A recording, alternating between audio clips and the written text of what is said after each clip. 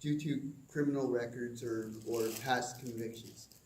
Um, when I came home from treatment in jail, I moved into a place called, well, for the sake of the story, I'm going to call it the Independent Collective and Network. But this is a independent living home, which is also classified as a care home under the Residential Tenancies Act, and it's also covered under the care home section of the act. Now, a home like this, staff come in, they help you cook, they help you clean, they help you do activities of daily living. They are basically our arms and our legs. So when I moved in,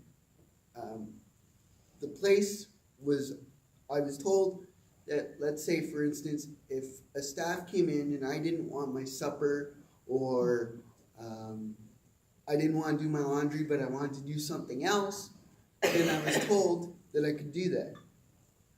Shortly after, I began to speak up for my rights as a tenant, which could be anything from small repairs, and then also speaking up about my care, a target began to form on my back. There was little microaggressions, little comments about my past. There was comments about my sexuality, as I'm a member of the LGBTQ community, but at the time, I was still struggling with that. Little microaggressions started, little comments from staff that I noticed other tenants wouldn't get. And then as I began to speak up, management took more and more notice. Now, as I said, it could be as simple as speaking up about my care, like, hey, I don't want to go to bed at this time, but I'll page you just to spot me into bed later. Well, no, you can't do that. That becomes service on demand. Little things like that, which is not the case. We were just always told originally that if I didn't want to go to bed, I could page later when I was tired and just get spotted into bed. But if a staff was busy, I had to wait until they weren't, which is completely reasonable. As I spoke up, the target became bigger and bigger, and it just became more and more stressful, and I was asked questions that no other tenant was asked. I was told that that's not the way the booking system worked, and it just, as I keep repeating, it gets bigger and bigger. I just want to drive that point home. Now, once it got to the point where I was told that I asked for copies of policies. I was told I couldn't get them. I was pulled into numerous meetings with my mother. She can, for lack of a better word, testify to that. I would ask to record the meeting because I can't take notes. I was told I can't, but they would take notes, but yet their notes would only state things that I said, not agreements that they said, or I was misquoted. Eventually, things got to the point where my services were supposed to be terminated, or suspended first, which under the Residential Tenancies Act and under the Ontario Human Rights Code, that is illegal to suspend someone's services for 3 days. That's what was supposed to happen. I was supposed to find my own way of care for 3 days.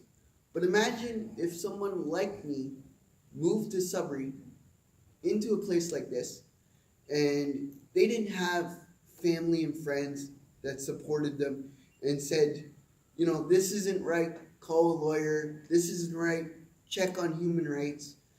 And they just took it as, well, they're the care home, they're the home. They would know what they're legally allowed. They would know what they're legally allowed to do, what they're not allowed to do.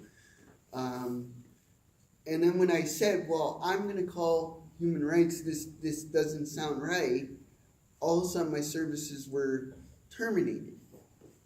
And there was even a letter stating that after 90 days, I had to move out, which Um, Again, you have to go through the legal process, as you guys would know, to do that.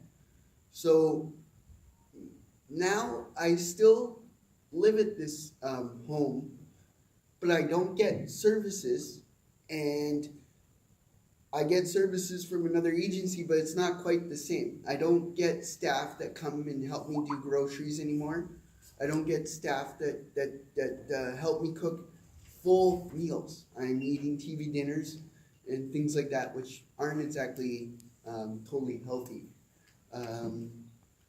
Now, I've also been told, even though I don't get services, that I'm not allowed to talk to any staff of this building on the property. They, which is still isolating to me. But again, what if someone doesn't have family like I do, or there is other people that live in that building that are annoyed with how cuts are happening, and you're being put on something they call Plan B, and your bookings are moved and different things are happening.